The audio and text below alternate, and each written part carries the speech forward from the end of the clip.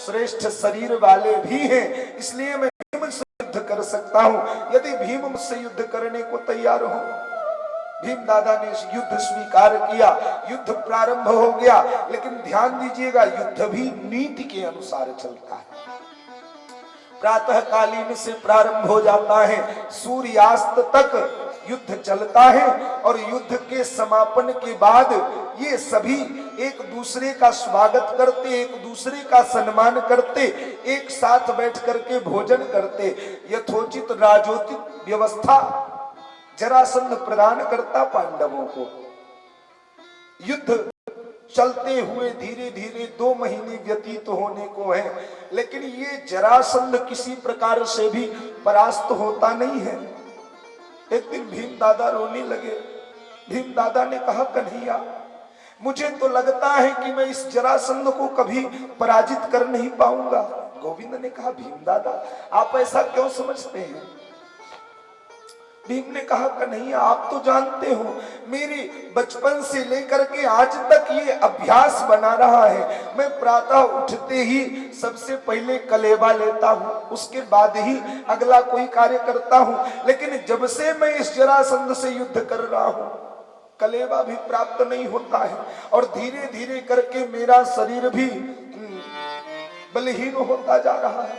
मैं कैसे इस जरासंध को, दुष्ट जरासंध को परास्त करूंगा? मुझे बड़ी चिंता है, क्योंकि मैं इसको मारने के बहुतेरे प्रयास करता हूं, लेकिन ये परास्त होता ही नहीं।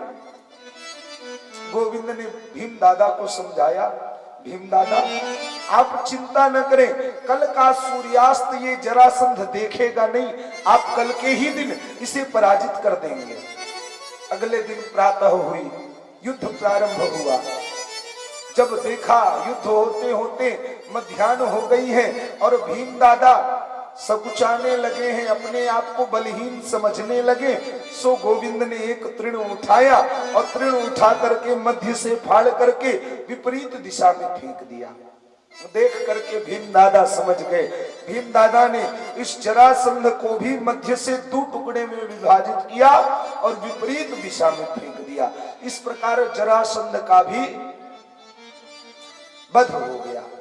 ये जरासंध जब ये पैदा हुआ तो ऋषियों ने बताया, महाराज ये अधर्म का ही स्वरूप है। इसके पिता ने इसे मार करके जंगल में फेंक दिया, कई टुकड़ों में विभाजित करके जंगल में फेंक दिया।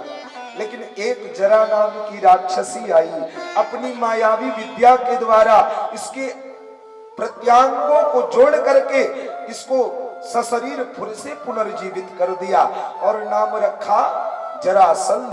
ये मायावी शरीर के द्वारा जीवित था, लेकिन आज गोविंद ने उस जरासंध का भी उद्धार कराया। बोल वृंदावन बिहारी लाल की। इस प्रकार से युद्ध समाप्त हुआ। आज राजसूय यज्ञ की तैयारी चलने लगी। राजसूय यज्ञ में गोविंद पधारे हैं। गोविंद ने सबको सबके अनुरूप सबका कार्य प्रदान किया।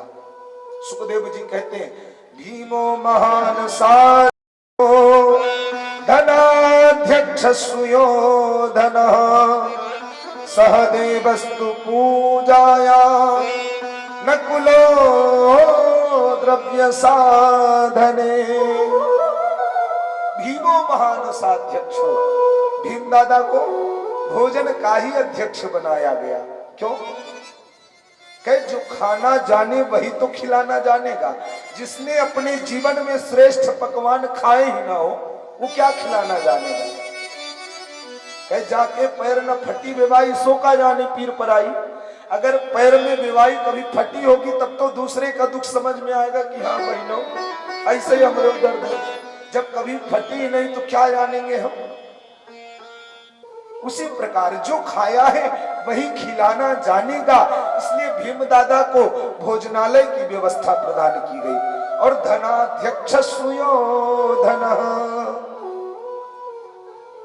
दुर्योधन से कहते, भैया दुर्योधन, मैं तो तुम्हें दुर्योधन नहीं, मैं तो मानता हूं कि तुम सुयोधन हो। क्यों? दुर्योधन कौन है? जो दुर्बुद्धि वाला है। और सुयोधन जो सुंदर बुद्धि वाला है। गोविंद कहते भैया मैं तो कहता हूं तुम सुयोधन हो, तुम सुंदर बुद्धि वाले हो, इसलिए मैं तुम्हें धन का ही अध्यक्ष बनाता हूं, तुम कोषागार की व्यवस्था लो। सुन करके मन ही मन दुर्योधन बड़ा प्रसन्न है, अच्छा अवसर प्राप्त है, मैं संपूर्ण कोषागार इसका खाली कर दूंगा, कुछ बचेगा ही नहीं। इधर सहदेवस्तु पूजायां नकुलो द्रव्य साधने, सहदेव को पूजन की व्यवस्था, नकुल को द्रव्य साधन की व्यवस्था, गुरुओं की सेवा करना स्वयं गोविंद ने अपने हाथ लिया और कर्ण को दान देने की व्यवस्था प्रदान की गई। पांडवों ने खड़े होकर के विरोध किया। गोविंद दो स्थान श्रेष्ठ थे, एक धन का अध्यक्ष, दूसरा दान करने का कर्म, और वो दोनों ही आपने मेरे शत्रुओं को प्रदान किया है। क्या आपको पता नहीं है? ये तो चाहते ही है कि हमारा सम्मान किस प्रकार से जाए। इनकी तो ये मनसा बना करके बैठे हैं कि कब अवसर प्राप्त हो, कब हम इसके स्थान को काट सके। आपने इन्हीं को सब कुछ अध्यक्ष बना करके बैठा दिया। धन्य है गोविंद। गोविंद ने पांडवों को समझाया आपको पता नहीं है, ये कर्ण जो है इसके ऊपर ये प्रभुता है, ये जितना ही दान करेगा उतना ही कोषागार का धन बढ़ता चला जाएगा। अब देखिए यदि दान करने के लिए किसी अपने व्यक्ति को बिठाया जाए तो हो सकता है वो तनिक ममता दिखाते हुए थोड़ा धन को बचा बचा करके दान करे, लेकिन यदि वही शत्रु को बैठा दिया जाए तो शत्रु तो दोनों हाथ से दान करेगा। कितना दान कर दें कि संपूर्ण धन खत्म हो जाए, इनका अपमान हो जाए। और इस प्रकार से जो दान लेने वाला होगा उसे भी प्रसन्नता प्राप्त होगी, क्योंकि वो श्रेष्ठ दान प्राप्त करेगा। और चूंकि दान कर्ण कर रहा है, इससे कोषागार की भी वृद्धि होती रहेगी। इस प्रकार से संपूर्ण राजसूय यज्ञ को गोविंद ने संपन्न करवाया है और स्वयं अपने हाथों से उन ब्राह्मणों की सेवा करते, ब्राह्मणों के पादार बिंदु को धुलते, ब्राह्मणों की जूठन प्रसादी को हटाते। आज धीरे धीरे करके राजसूय यज्ञ संपन्न हुआ और उसी सभागार में साल्व आदि दुष्ट राजाओं का गोविंद ने वध किया। दंतवक्त्र विदुरथ इन सबका वध करने के बाद जब गोविंद सभागार में बैठे ही थे कि शिशुपाल जो दंतवक्त्र विदुरथ आज दुष्ट राजाओं का परम सखा है, वो भी हस्तिनापुर के सुंदर गोष्ठी में सभागार में बैठा हुआ है। चूंकि गोविंद अग्र पूजा के अधिकारी बनकर के पधारे हुए हैं, ये बात न उन कौरवों को अच्छी लगी न शिशुपाल को अच्छी लगी, और शिशुपाल खड़े होकर के नाना प्रकार की गालियां गोविंद को सुनाने लगा। युधिष्ठिर जी से सहन न होता, अर्जुन तो अपने धनुष बाण को लेकर के खड़े हो जाते, भीम दादा अपनी गदा को घुमाने लगते। गोविंद समझाते नहीं, ये तो मेरा ग्रास है, ये मेरा शिकार है, आप सब इसका वध नहीं कर सकते हैं। क्यों? क्योंकि इसे श्राप लगा हुआ है। मैंने वचन दिया है अपनी बुआ को, जिस दिन ये 100 से 101वीं गाली, 100 से अत्यधिक एक भी गाली देगा, उसी दिन इस शिशुपाल का उद्धार मैं करूंगा, ये सुनिश्चित है। ये शिशुपाल और कोई नहीं है, ये गोविंद की ही छोटी बुआ का बेटा है। ये जब पैदा हुआ तो इसके प्रत्येक अंग एक अत्यधिक थे, एकाधिक अंग होते। इस गोविंद की बुआ ने ऋषियों को, महर्षियों को इसकी जन्म पत्री पढ़ाई, दिखाया। ऋषियों ने बताया जिसकी गोद में जाने पर इसके एकाधिक जो अंग हैं वो गिर पड़ेंगे, वही इसकी मृत्यु का कारण बनेगा। गोविंद बुआ के घर पुत्र की प्राप्ति भई है, इस बात की प्रसन्नता को लेकर के सुंदर रथ में ढेर सारी सामग्री एकत्र की, बधाई की और लेकर के बुआ के यहाँ पहुंच गए। बुआ प्रसन्नता से निमग्न है। बुआ ने ला करके अपने पुत्र को ज्यों ही गोविंद के हाथों में दिया, हाथों में गोद में आते ही इसके एकाधिक जो अंग है वो सभी गिर पड़े। बुआ रोने लगी। गोविंद ने कहा, बुआ तू क्यों रोती है? ऐसे सुअवसर पर जब घर में पुत्र की प्राप्ति भई है तो कोई रोता है भला? क्यों रोती है? बुआ ने संपूर्ण वृत्तांत सुनाया। बेटा, तू ही इसकी मृत्यु का कारण बनेगा, ऐसा मनीषियों ने बताया है। बुआ को वचन दिया गोविंद ने। बुआ से कहते, बुआ तू चिंता मत कर, जब तक तेरा ये पुत्र 100 गाली देता रहेगा तब तक मैं इसकी गालियों को सहन करता रहूंगा, लेकिन जिस दिन ये 100 से एक भी अत्यधिक गाली देगा उसी दिन इसकी मृत्यु सुनिश्चित हो जाएगी। सुंदर सभागार लगा है। गोष्ठी में सभी गणमान्य विद्यमान है। चूंकि गोविंद ही शांति दूत बन करके आए हैं, ये बात दुर्योधन आदि कौरवों को, शिशुपाल इत्यादि राजाओं को उचित नहीं लग रहा है, क्योंकि श्रेष्ठ राजाओं के होते हुए भी एक ग्वारिये को, एक कन्हैया को जो राजा है भी नहीं, उन्हें प्रथम पूज्य अग्रणी बना करके लाया गया। ये बात शिशुपाल इत्यादि राजाओं को अच्छी नहीं लगी और शिशुपाल को तो क्रोध का एक और भी कारण है। भाई, शिशुपाल ही तो रुक्मिणी से विवाह करने के लिए बारात लेके गया था।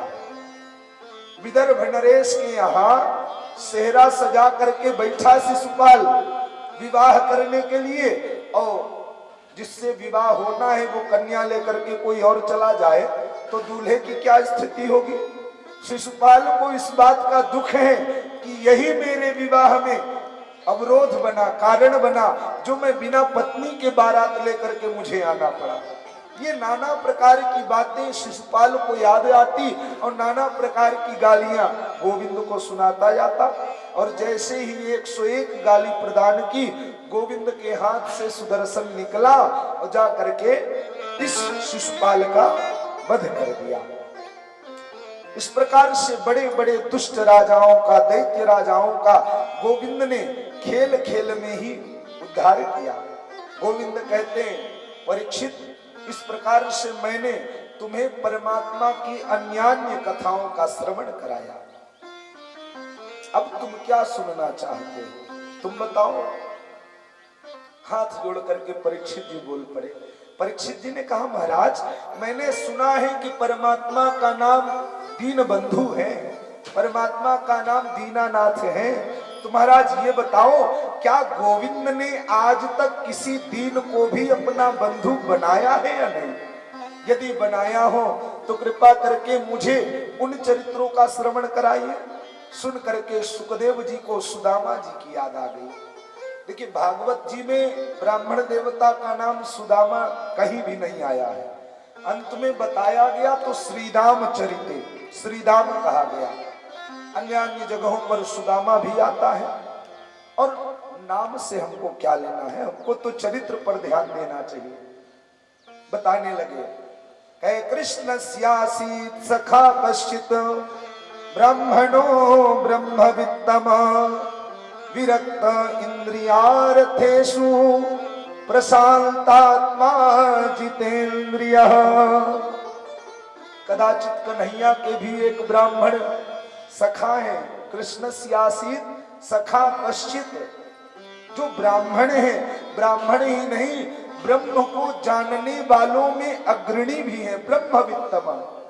अथवा दूसरा भाव ये भी लिया जा सकता है, जिनके पास ब्रह्म रूपी धन है, ऐसे सुदामा जी महाराज का विरक्त इंद्रियार्थेषु प्रशांतात्मा जितेंद्रियः, जिनकी इंद्रियों से सदैव विरक्ति है, जो परम शांत है, ऐसे श्री सुदामा जी महाराज हैं।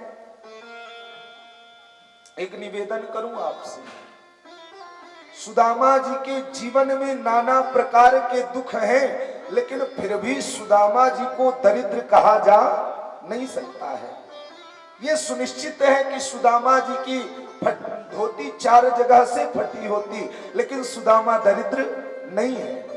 सुदामा जी के घर में खाने को अन्न का दाना नहीं होता, सुनिश्चित है, लेकिन सुदामा जी को दरिद्र कहना अनुचित होगा। ये स्पष्ट रूप से जान लीजिए कि सुदामा जी की झोपड़ी में इतने छिद्र हैं कि यदि धूप निकलती है तो सूर्य का प्रकाश, हम तो आजकल देखते हैं कथाओं में लोग झांकी निकालते हैं सुदामा जी की, सुदामा जी को नहीं छोड़ते हैं। उनको फटी पुरानी धोती पहना देंगे, एक लकुटिया प्रदान कर देंगे और दे देंगे कमंडल। अब सुदामा जी उन श्रोताओं के बीच में भीख मांग रहे हैं और भिक्षुक में बड़ा अंतर होता है। प्राप्त हो जाए लेकिन उसकी पूर्ति होने वाली नहीं है, क्योंकि भीख मांगना उसके स्वभाव में ही होता है। और भिक्षुक वह है जो अपनी आवश्यकता तक भिक्षा करता है, आवश्यकता पूरी हुई तो भिक्षा किस बात की। सुदामा जी को दरिद्र कहा जा नहीं सकता, सुदामा जी को सुदामा जी महाराज। और जिस प्रकार सुदामा जी का चरित्र है उसी प्रकार सुदामा जी का सुंदर परिवार है। सुदामा जी की सुंदर पत्नी है, पतिव्रता पतिम प्राह म्लायता वदनेन सा दरिद्रा सीदमाना सा वेपमानाभिगम्य चा।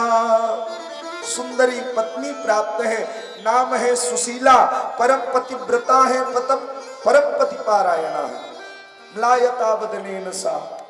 लेकिन दरिद्रा शीदमाना सा वेपमानाभिगम्य चा।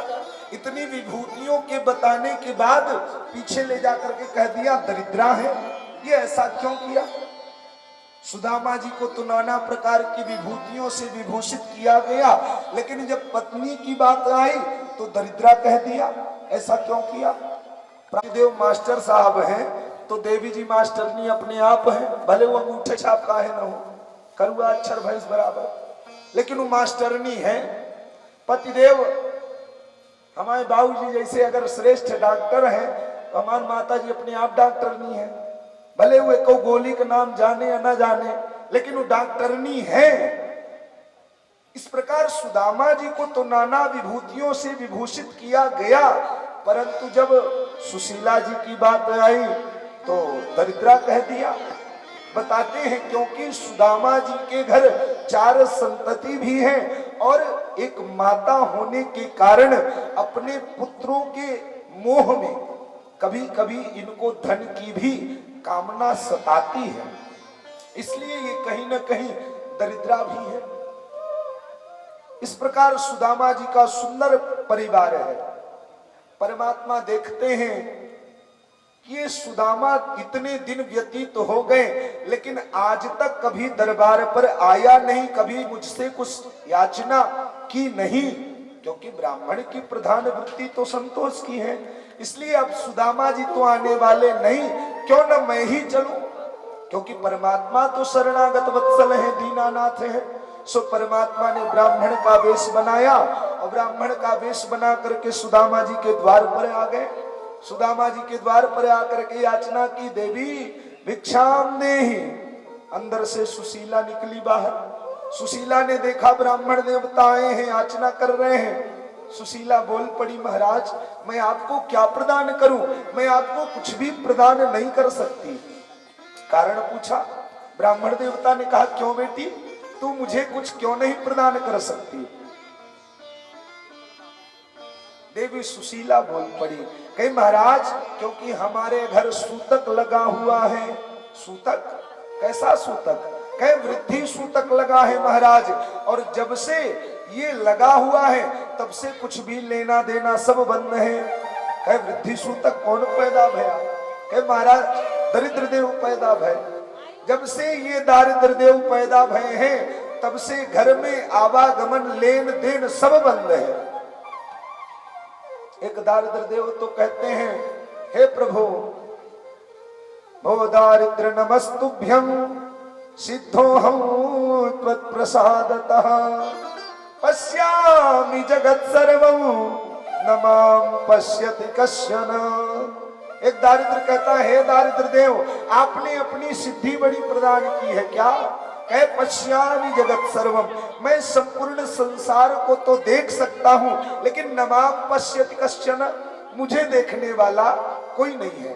भाई किसी निर्धन को, किसी गरीब को, किसी दरिद्र को कौन देखने वाला है, कौन जानने वाला है? श्रीमदांधव लोगों को, बड़े बड़े धनाढ्य लोगों को दुनिया जानती है, लेकिन दरिद्र को कौन जाने? ब्राह्मण देवता ने कहा देवी ये सुदामा जी का ही घर है ना? अब तो परम आश्चर्यचकित हो गई सुशीला। सुशीला विचार करती है भला मेरे पतिदेव को भी कोई जानता है? सुशीला ने कहा हाँ महाराज, लेकिन आप मेरे पतिदेव को कब से जानते हैं? ब्राह्मण देवता ने कहा देवी मैं तो आपके पतिदेव को तब से जानता हूं जब वो और द्वारिकाधीश दोनों एक साथ गुरुकुल में रह करके अध्ययन किया करते। सुन करके और भी आश्चर्य हुआ, बड़ी आश्चर्यजनक दृष्टि से देखी, और उसके बाद सुशीला ने ब्राह्मण देवता को विदा किया।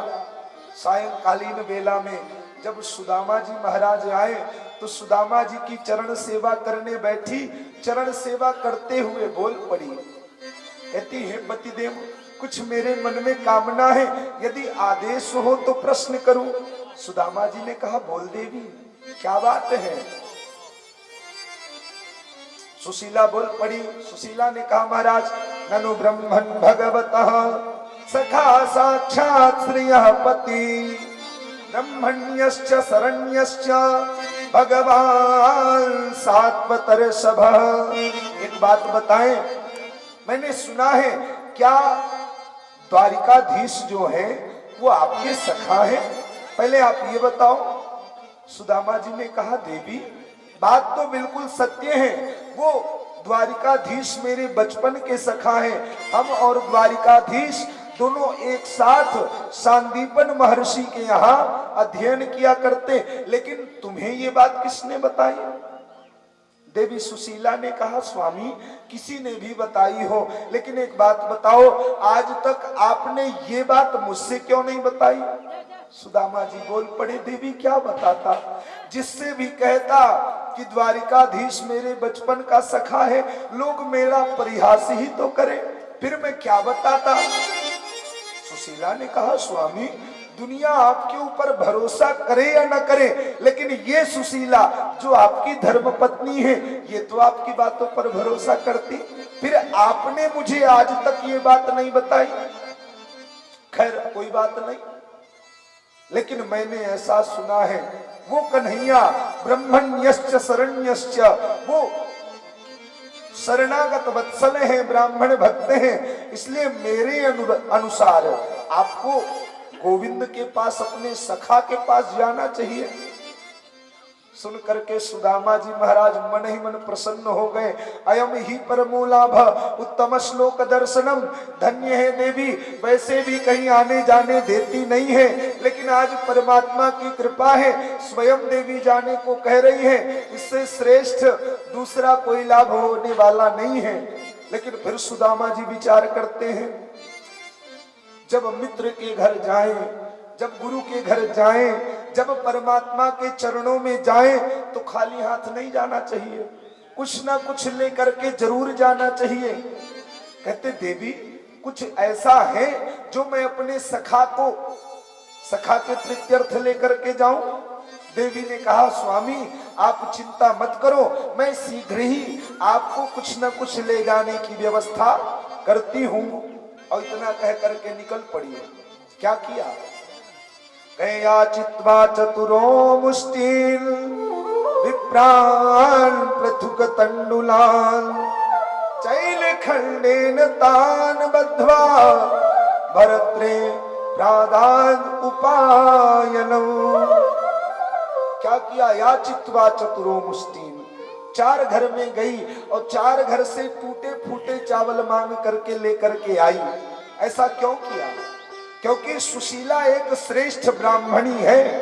सुशीला ये जानती है कि मेरे पतिदेव परम संतोषी हैं, उनके पास खाने को नहीं होगा फिर भी वो पर व्यक्ति के पास जाकर के मांगने वाले नहीं है। इसलिए उसने अपने श्रेष्ठ बुद्धि का परिचय दिया। क्या किया? 4 घर से जाकर के 4 मुट्ठी चावल टूटे फूटे लेकर के आए। मानो ये टूटे फूटे चावल गोविंद को प्रदान करके ये संदेश देना चाहती है कि हे कन्हैया, हमारे घर में इतना भी नहीं है कि हम आपको निवेदित करने के लिए कुछ प्रदान कर सकते।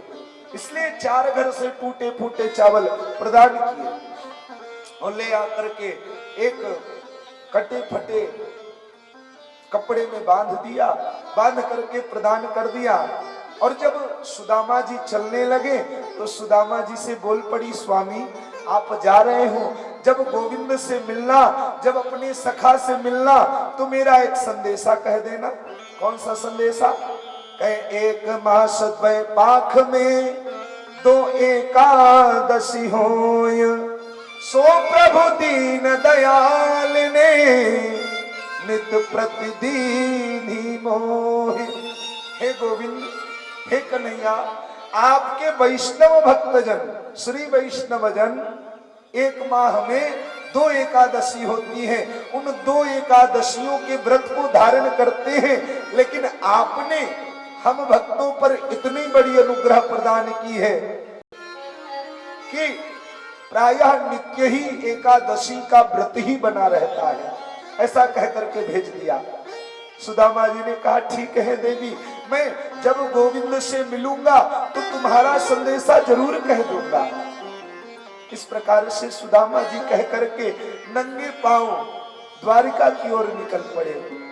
मार्ग में जा रहे हैं, थकान लगी, सो एक वृक्ष के नीचे शयन किया। ज्यों ही निद्रा भग्न हुई, देखते हैं तो सन्मुख बड़े बड़े प्रासाद, बड़े बड़े शिखर, बड़े बड़े महल दिख रहे हैं। सुदामा जी देख करके आश्चर्यचकित हो गए, विचार करने लगे, कहीं मैं स्वप्न तो नहीं देख रहा हूं।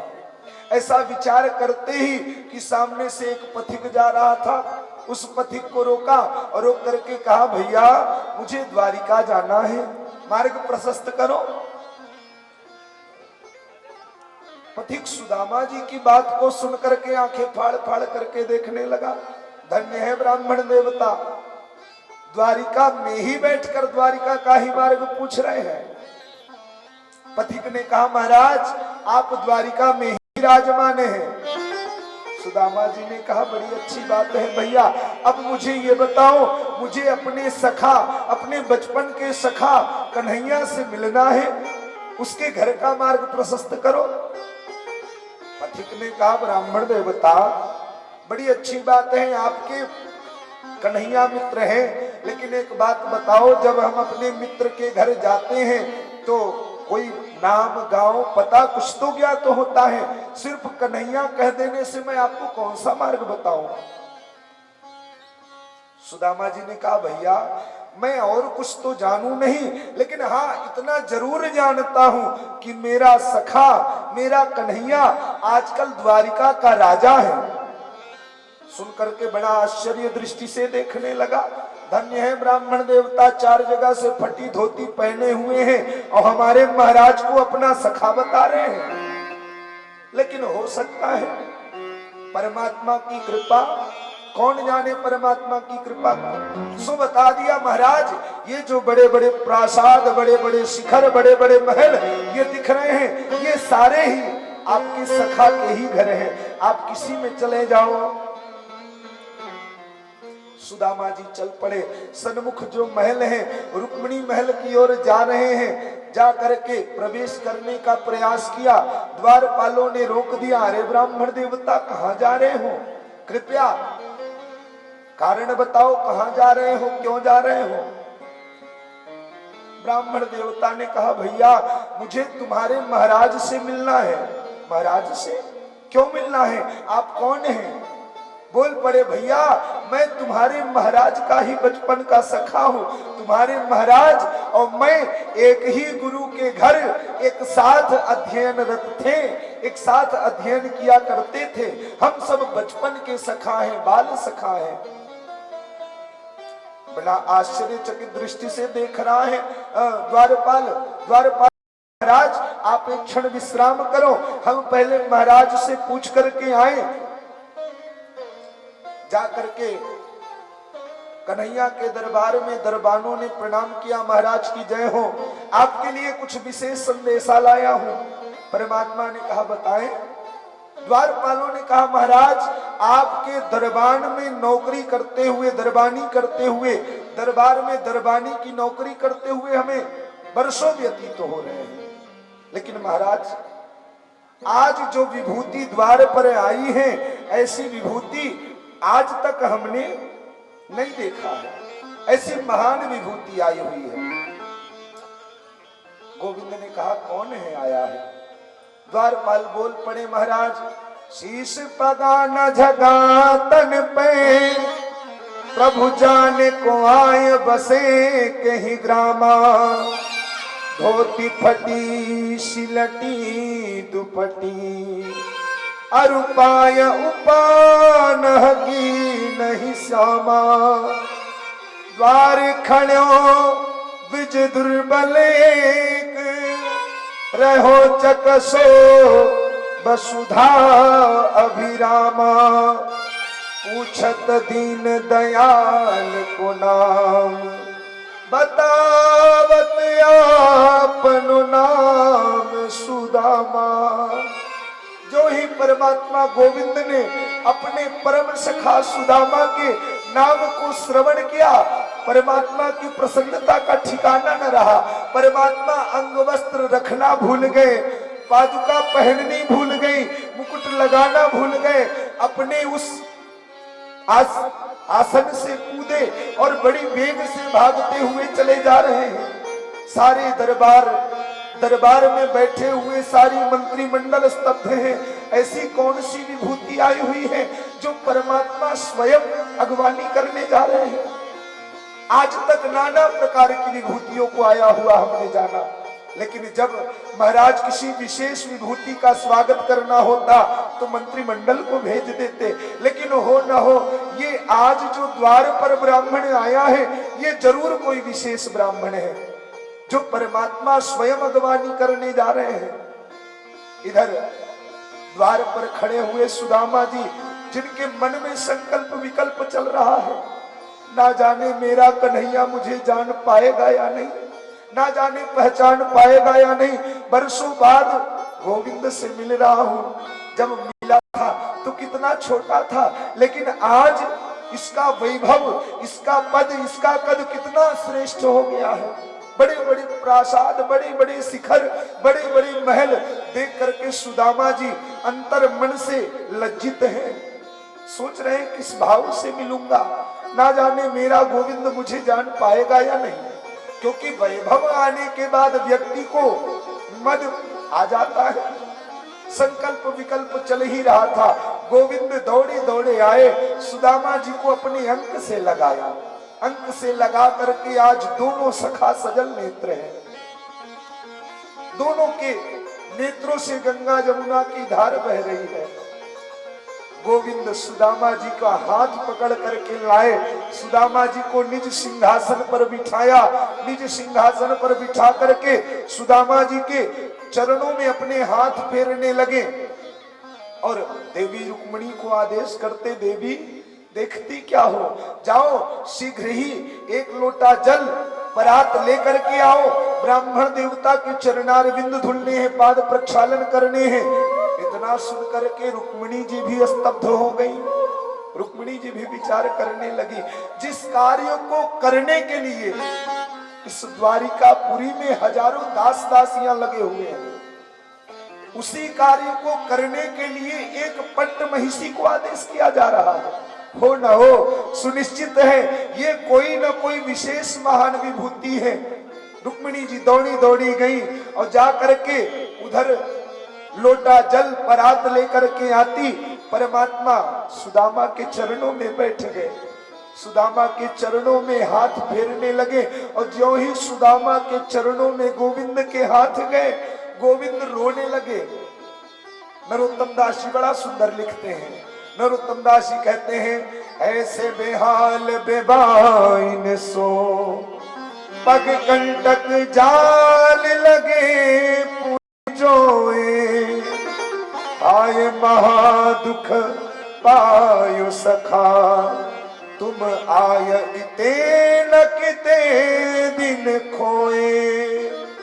देखी सुदामा की दीन दशा, करुणा करके करुणा निधि रोए। पानी परात को हाथ छुयो नहीं, नैनन के जल सो पग धोए।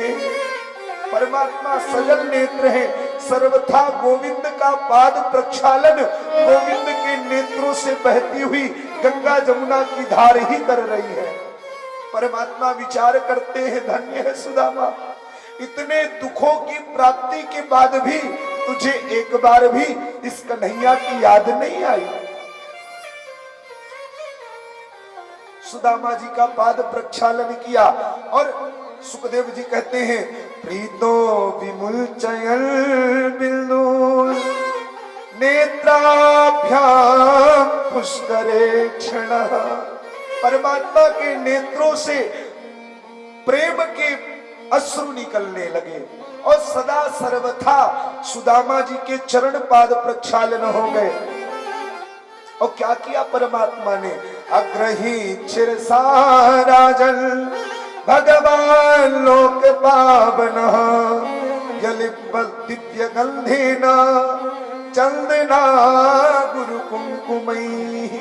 सर्वप्रथम उस धुले हुए जल से अपने ऊपर जल छिड़का, चरणोदक लिया और चरणोदक लेकर के देवी रुक्मिणी को प्रदान किया। देवी ले जाओ, ऐसे ले जाकर के संपूर्ण महल में छिड़कवा दो। क्यों? क्योंकि ये ब्राह्मण देवता के चरणारविंद के प्रसाद है। सुखदेव जी कहते, परीक्षित लो, कर लो दर्शन। क्या सुदामा दरिद्र है? सुदामा को भिखारी कहा जा सकता है? ब्राह्मण तो वो तत्व है जो वसुधैव कुटुंबकम की कामना करता है। दुनिया की और ऐसी कोई दूसरी जाति नहीं है जो संपूर्ण विश्व के सुखद होने की कामना करे। केवल और केवल ब्राह्मण ही एक ऐसा तत्व है जो संपूर्ण विश्व के कल्याण की कामना करता है। वो प्रार्थना करता है परमात्मा से, सर्वे भवन्तु सुखिनः, सर्वे सन्तु निरामया, सर्वे भद्राणि पश्यन्तु, मा कश्चित् दुःख भाग् भवेत्। ये ब्राह्मण ही केवल एक ऐसा तत्व है और उस ब्राह्मण को हम भिखारी कहें, दरिद्र कहें, हमको तो बड़ी लज्जा आती है।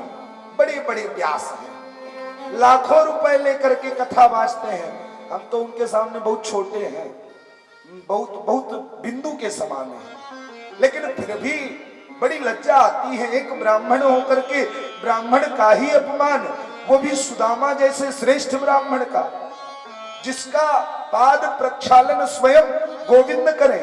रुक्मिणी जी विचार कर रही हैं, किम अनेन कृतम पुण्यम अवधूतेन भिक्षुना, श्रियाहीनेन लोकेस्मिन् गर्हितेन धनेन च। किम कृतम पुण्यम अनेन अवधूतेन भिक्षुना, इस अवधूत भिक्षुक ने कौन से ऐसे पुनीत कर्म किए हैं जो श्रीहीन होते हुए भी इस संपूर्ण संसार में इस स्थिति को प्राप्त करते हुए भी स्वयं पाद प्रक्षालन कौन कर रहा है? कहे योसौ त्रिलोक गुरुना श्रीनिवासेन संभृतः, पर्यंकस्थां श्रियं हित्वा परिष्वक्तो ग्रजो यथा। जो स्वयं त्रिलोकीनाथ श्रीपति स्वयं उस सुदामा के पाद प्रक्षालन करे, ये जरूर कोई ना कोई विशेष विभूति होगी। हम उस सुदामा को दरिद्र बोले? कौन परमात्मा धुल रहे हैं? चरण। हम जब पूजन करने बैठते हैं तो कर्मकांड में प्रारंभिक मंत्र कौन सा बोलते हैं? सबको याद होगा, पंडितों को नहीं, जजमानों को याद होगा। सबसे पहले बोलते हैं, अपवित्रः पवित्रो वा सर्वावस्थां गतोऽपि वा यस्मरेत् पुंडरीकाक्षं यस्मरेत्। जिस समय हम भगवान पुंडरीकाक्ष के अंघ्रि युगल चरणों का ध्यान करते हैं उसी समय क्या होता है, सब्बाह्याभ्यंतर शुचि, हमारा बाह्य और अभ्यंतर दोनों पवित्र हो जाता है। जिस परमात्मा के स्मरण मात्र से वो परमात्मा स्वयं सुदामा जी के चरणारविंद धुल रहे हैं, उन सुदामा को हम दरिद्र कहें, धन्य है। इतना ही नहीं, तदेव लगनं सुदिनं तदेव तारा बलं चंद्र बलं तदेव विद्या बलं दैव बलं तदेव लक्ष्मी पतेस्ते गृयुगल स्मरामि। जिन परमात्मा के अंग्रयुगल चरणों का ध्यान करते ही दिन तारागण मंडल सब पवित्र हो जाता है। वो परमात्मा स्वयं सुदामा जी के पाद प्रक्षालन कर रहे हैं, उन सुदामा को हम दरिद्र कहें, धिक्कार है। ब्राह्मण अग्नि तत्व से शोधित होता है। आज हम देख रहे हैं संपूर्ण समाज ही ब्राह्मण विरोधी बन बैठा है। बड़े बड़े आजकल के जो पदाधिष्ठात्री राजा लोग हैं वो ब्राह्मण की मर्यादा का हनन करने में लगे हुए हैं। क्या करें, नहीं ब्राह्मण को जीवित रहने ही न दें। लेकिन एक बात बताइए, ब्राह्मण क्या कभी भी अपने लिए केवल सम्मान की कामना करता है? हमारे यहाँ सनातन संस्कृति में सर्वोच्च कर्म ब्राह्म विवाह बताया जाता है ना। उस ब्राह्म विवाह में भी आप लोग यदि देखते होंगे तो प्रत्येक जात को, प्रत्येक वर्ण को स्थान देने के बाद सबसे लास्ट में ब्राह्मण अपनी दक्षिणा लेता है कि नहीं? सबको आगे आगे स्थान दे देता है। पता लगा बढ़ई हैं तो फिर धोबी हैं तो फलाने हैं तो अरे मैं तो कहता हूं जामा जोड़ा कौन सुनता है? अब आज के समय में वो आ गया है, क्या पहना थे वो, शेरवानी। आज का समय है ना शेरवानी का। बाबूजी हर जमाने में वही जामा जोड़ा चलता था। वो जामा जोड़ा कौन सिलता था? एक मुस्लिम बंधु सिलते थे जामा जोड़ा। ब्राह्मण इतना सहिष्णु है कि उस मुस्लिम तक को भी स्थान प्रदान किया। उस ब्राह्मण को आप चरण काटने में लगे हो। वो ब्राह्मण से शोधित है, इस बात को जान लेना। कोई मरता है, कोई जीता है, पिंडदान करना है, पिंडा खिलाना है, उसके लिए केवल ब्राह्मण दिखता है, बस। पुनीत कर्मों के लिए नहीं। अच्छे कर्मों में तो हम अकेले ही खुशी मना लेते हैं। पंडित जी को दक्षिणा देने में 5 जगह से नाक टेढ़ी करते हैं, लेकिन वो तिरही भी खाने वाला ब्राह्मण ही होता है। अगर उस ब्राह्मण से इतना बड़ा वैर है तो दूसरी जात को खिलाइए ना। केवल ब्राह्मण को ही क्यों खिलाया जाता है? क्यों? क्योंकि वो ब्राह्मण ऐसा तत्व है जो अग्नि तत्व से शोधित है। वो पिंडा भी खा करके उसको जला करके नष्ट करने की क्षमता रखता है। वो तत्व है ब्राह्मण। अब आप तो देख ही रहे हैं ब्राह्मणों की स्थिति। ब्राह्मण के धन को जो ब्राह्मण बन करके खाया है, नाम नहीं लेंगे, बहुत परिणाम आपके सामने है, प्रमाण आपके सामने है। जो ब्राह्मण के स्थान को लेकर के ब्राह्मण बन करके ब्राह्मण के पद को, ब्राह्मण के धन को खाया है, उसकी क्या गति है प्रत्यक्ष है। ये ब्राह्मण कोई साधारण तत्व नहीं है। ते मंत्रा ब्राह्मणाधीना तस्मात् ब्राह्मण देवता। ये ब्राह्मण देवता है जी। इस ब्राह्मण को देवता कहा गया है। ये पृथ्वी का प्रत्यक्ष देव है। और हमारी मनस्थिति ये है कि साक्षात देवता का अपमान करें, वो अच्छा तो सुपारी वाले देवता का पूजन करें, कोई महत्व नहीं है। ये ब्राह्मण देवता है। उस ब्राह्मण को हम दरिद्र बनाए, उस ब्राह्मण को हम भिखारी बना करके कमंडल पकड़ा करके इन श्रोताओं के मध्य 2-4 हजार, हम कहते हैं बहुत जनसंख्या होगी 2-4 लाख, उससे ज्यादा तो मिलने वाला नहीं है। उतने के लिए हम ब्राह्मण को दरिद्र बनाए, ये अशोभनीय है।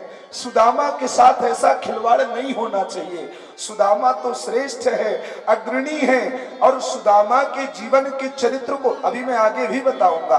सुदामा परमात्मा के दुख का हरण करने वाला है, वो सुदामा है। सुदामा कोई साधारण तत्व नहीं है। ब्राह्मण का संकल्प ही ब्रह्म वाक्य जनार्दन, विप्र के मुख से निकला हुआ वाक्य ही शास्त्र है, जनार्दन का वाक्य है।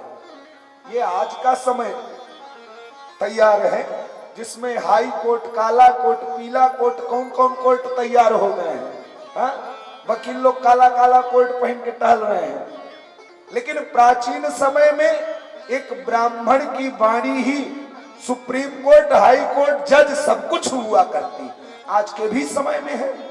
जो लड़के एक दूसरे को कभी जानते नहीं, जो लड़की जो लड़का एक दूसरे को कभी देखे नहीं, संपूर्ण समाज उनको स्वीकार करने के लिए तैयार होता है। कैसे?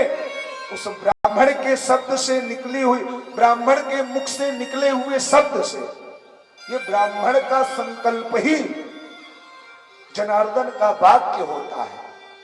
उस ब्राह्मण को हम दरिद्र कहें, ये ब्राह्मण का अपमान होगा। और सुदामा जी की चरण सेवा करने लगे गोविंद, ले जाकर के भोजन कराते हैं। भोजन कराने बिठाया है, सुदामा जी को भोजन कराने लगे। सुदामा जी के सामने जब भोजन की थार आई, सुदामा जी को ब्राह्मणी की याद आई, बालकों की याद आई। ना जाने कुछ खाने को पाया होगा या नहीं, ना जाने अभी तक कुछ खाए होंगे या नहीं। गोविंद ने कहा, भैया मित्र सखा, तू कुछ खाता क्यों नहीं है? सुदामा जी ने कहा, गोविंद मैं आजकल भोगों को नहीं कर रहा हूं, भोग नहीं लेता हूं। मैं केवल और केवल परमात्मा के भजन में ही मन को लगाना चाहता हूं। ज्यादा भोग लूंगा, ज्यादा स्वाद लूंगा तो आलस्य सताएगा। इसलिए मैं रूखी सूखी खाना चाहता हूं। रूखी सूखी खाई के ठंडा पानी पी, महात्माओं सी बातें करता। सो मैंने विचार किया कि अभी तक शादी किया है या नहीं। सुदामा जी मुस्कुरा पड़े। सुदामा जी ने कहा, मित्र विवाह किया है और जैसे ब्राह्मणी है वैसे ही, जैसो ब्राह्मणी का नाम वैसे ब्राह्मणी के गुण भी हैं। नाम है सुशीला, परम सुशील है, पतिव्रता है, पतिपारायणा है। गोविंद ने कहा, बड़ी अच्छी बात है। एक बात बताओ, तब तो मेरी भाभी ने मेरे लिए जरूर कुछ न कुछ भेजा होगा। अब सुनकर के सुदामा जी संकुचित हो गए। मैं किस प्रकार से ये टूटे फूटे चावल गोविंद को खिलाऊं? जिस गोविंद का इतना बड़ा वैभव है, जिसके इतने बड़े बड़े प्रासाद हैं, उस गोविंद को मैं अपने घर से टूटे फूटे चावल किस प्रकार निवेदित करूं? सो बात काट दिया। कहा, अरे कन्हैया छोड़ना, एक बात बता, तुझे याद है गुरुकुल की गुरुदेव क्या कहा करते? गुरुदेव कहते, सुदामा पढ़ने में बड़ा तेज है क्योंकि ब्राह्मण है, लेकिन कन्हैया तो बड़ा उद्यमी है। याद है कि नहीं? गोविंद मुस्कुराए। गोविंद ने कहा, भैया मुझे तो वो रात भी याद है जब आपके दांत बहुत बोले थे, खूब किटकिटाए थे। सुदामा जी फिर से लज्जित हो गए। याद आ गई वो बात जब सायंकालीन बेला हुई, गुरु माता ने बुलाया कन्हैया को, सुदामा को, दोनों को बुलाकर कहा, बेटा आश्रम में समिधा नहीं है, प्रातः रोटी किस प्रकार बनेगी, इसलिए समिधा एकत्र करने जाओ। सभी निकल पड़े समिधा एकत्र करने, और समिधा एकत्र करने गए तो रात्रिकालीन निम्नम कूलम जलमयम न प्रज्ञायात कश्चन। इतना वर्षा हुई कि मार्ग दिखता ही नहीं है। सारा जंगल, सारा वन जलमग्न हो गया है। अब इस स्थिति में गोविंद, कन्हैया और सुदामा दोनों एक दूसरे से दूर होकर के राज्य द्वार पर याचना करने जाते नहीं। उन्हें तनिक संतोष नहीं हुआ, भूख से इतना पीड़ित हो गए कि चना खा लिया, ऐसा नहीं था। सुदामा ने उस चने को इसलिए निवेदित किया, इसलिए ग्रहण किया क्योंकि वो चना साधारण नहीं है। उस चने में भी एक वृद्धा का श्राप लगा हुआ है, एक वृद्धा माता का श्राप।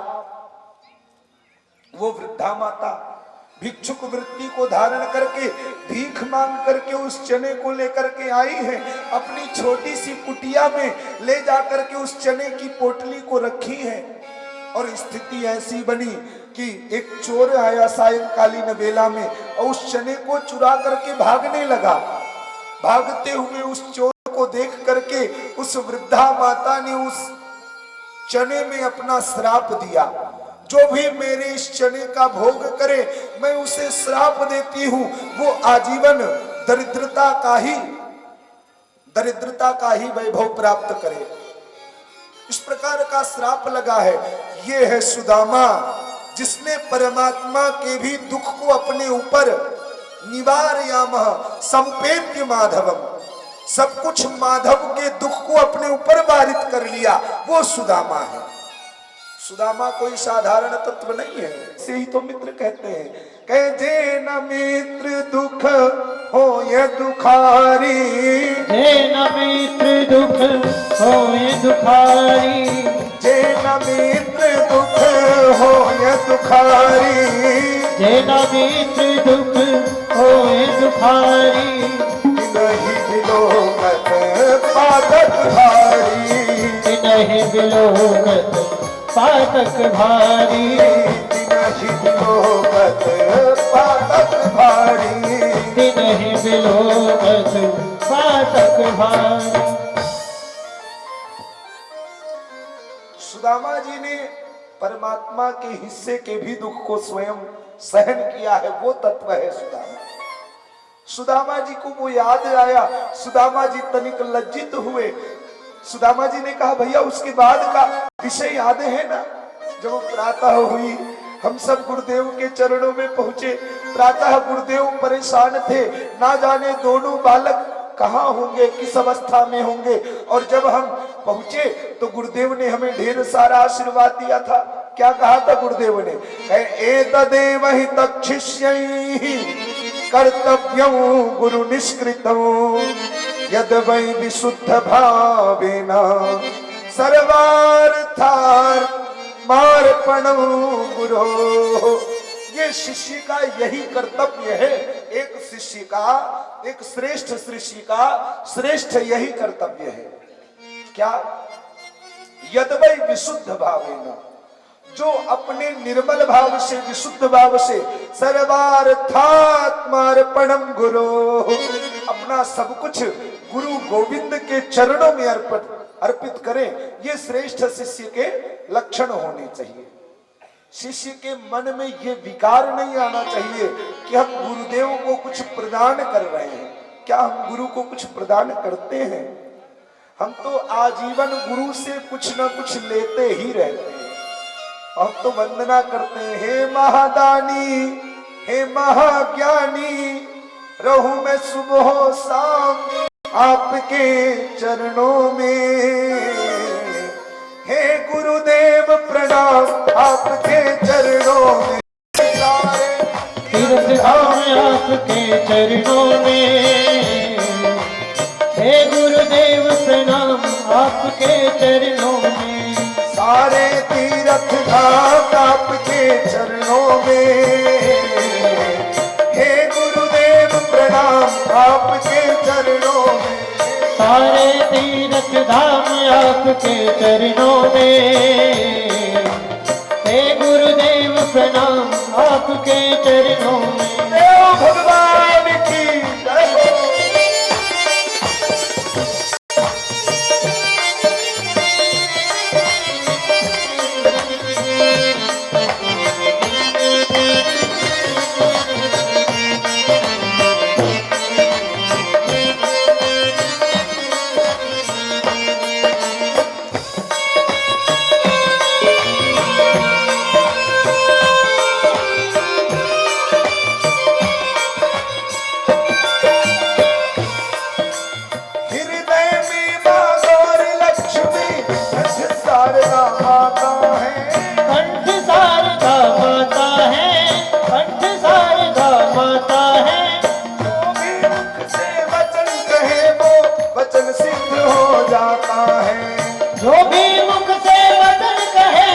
वचन सिद्ध हो जाता है।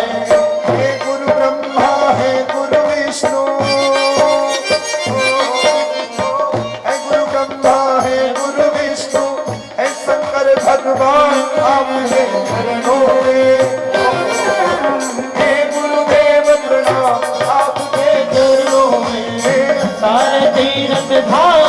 आपके